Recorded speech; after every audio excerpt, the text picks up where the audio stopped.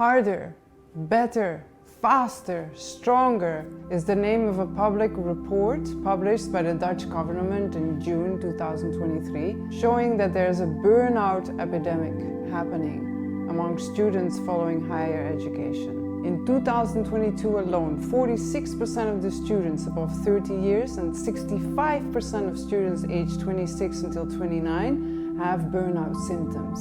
Shocking, isn't it? Me personally, yes, I'm feeling happier, healthier, more confidently connected to my true nature every day. But the fun thing is, it's not by wanting things harder, better, faster and stronger that I'm feeling this way. It's quite the contrary. I'm more safe, relaxed, peaceful and at ease by realizing and embodying my subtle inner knowing that all the on-off buttons towards any type of accomplishment are found in my inner landscape.